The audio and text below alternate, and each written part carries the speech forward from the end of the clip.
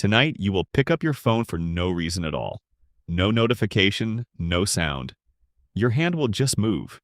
You will unlock the screen, scroll for a few seconds, find nothing new, and put it down again. Then you will do it again 10 minutes later. You already know this about yourself. You have probably tried to stop it. But the real answer for why you can't is far stranger than willpower or addiction. It has almost nothing to do with the phone in your hand.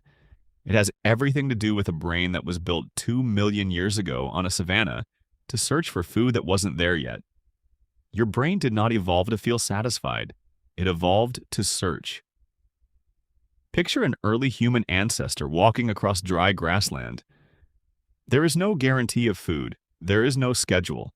There is only searching. Bushes might hold berries. They might hold nothing. A termite mound might be full. It might be empty. Every bush, every log, every patch of ground is a small gamble. And here's the strange part. The brain does not reward the human for finding the food. It rewards the human for the possibility of finding it. This is where dopamine comes in. For decades, people assumed dopamine was the brain's pleasure chemical, the reward for good things. But neuroscientist Wolfram Schultz ran a series of experiments on primates that flipped this idea upside down. He found that dopamine doesn't spike when an animal receives a reward it expects. It spikes when the reward is uncertain. The chemical isn't celebrating success, it's fueling the search itself. Think about what that means. Your brain isn't built to feel good when it gets something. It's built to feel good while it doesn't know if it will. Now hold that thought and go back further. Anthropologist Kristen Hawkes spent years studying the Hadza, a hunter-gatherer community in Tanzania whose way of life still resembles that of early humans. She documented something curious about their foraging patterns. Hunters would often pass up small, guaranteed food sources to chase larger, riskier ones. Not because the odds were good, because the unpredictability itself seemed to matter to the search. Why would evolution build a brain that prefers uncertainty over certainty? Because in an unpredictable environment, an animal that stops searching too early starves? An animal that never stops searching, even when things look empty, survives the years when food is scarce. Restlessness was not a flaw. It was a survival strategy. 2 million years of hungry ancestors wired this into you before you were ever born. Now bring that ancient brain into a modern living room, holding a small glass rectangle. Every time you unlock your phone, you are foraging. Every scroll is a bush. Every refresh is a termite mound.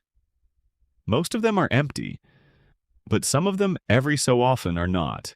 A message, a like, a headline that surprises you. And your brain cannot tell the difference between a berry bush on a savanna and a notification screen. It just knows. Sometimes this search produces something. Keep searching. This pattern has a name in psychology, and it existed long before smartphones. In the 1950s, behaviorist B.F. Skinner ran experiments with pigeons and levers. When a lever always delivered food, the pigeons pressed it occasionally, calmly, like clocking in for a meal. But when the lever delivered food unpredictably, sometimes on the first press, sometimes not until the 40th, the pigeons pressed it obsessively. Skinner called this a variable ratio reinforcement schedule, and it produced the most persistent, hardest-to-break behavior he ever recorded in the lab. Your phone runs on the exact same schedule.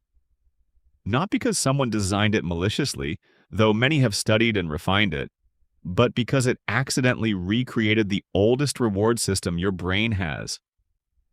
Unpredictable. Occasionally rewarding, never quite satisfying enough to make you stop. Here is the part that should genuinely unsettle you. This isn't about weakness. It isn't about a lack of discipline. You are not failing to control an impulse. You are running an ancient, successful survival program in an environment it was never designed for. Your ancestors who checked one more bush, dug one more hole, walked one more mile when the food wasn't obvious, those were the ones who survived droughts. You inherited their brain. You did not inherit their savanna. So what happens when the search never runs out? On the savanna, eventually you'd run out of daylight or energy or ground to cover. The search had a natural end. Your phone has no natural end. There is always one more scroll, one more app, one more possible reward waiting behind glass. The environment changed in a single century. The brain did not get the memo. There's a modern mirror to Schultz's dopamine findings that makes this even clearer. Researchers studying anticipation, rather than reward itself, have found that the buildup before checking a phone, that small flicker of maybe, activates the same neural circuitry as anticipating a meal after a long hunt. The moment right before you unlock the screen is doing more work on your brain than what actually appears on it. That's why the checking rarely satisfies you the way you expect it to. It was never designed to. It was designed to make you check again. This also explains something people notice but rarely name. Boredom feels almost physically uncomfortable. Stillness, quiet, an empty moment with nothing to search can feel harder to sit with than stress. That discomfort isn't a personal failure either. An idle forager on the savannah wasn't resting. An idle forager was falling behind. Your body still treats stillness as a kind of danger signal, even when you're sitting safely on a couch. Understanding this doesn't hand you an excuse. It hands you something more useful. Insight. Once you know your brain is not craving the content on the screen, but the uncertainty behind it, you can start to notice the moment before you reach for your phone. That small itch. That's not curiosity about a message. That's 2 million years of foraging instinct, misfiring in a room with no bushes and no termite mounds, only a glowing rectangle pretending to be one. You are not broken. You are ancient. You are running software built for scarcity in a world of infinite, unpredictable, empty little search results. And tonight, when your hand moves toward your phone for no reason at all, you might notice something you never noticed before. It isn't the phone pulling you in, it's a hunter-gatherer, still living inside your skull, still checking the bushes, still hoping this one has berries.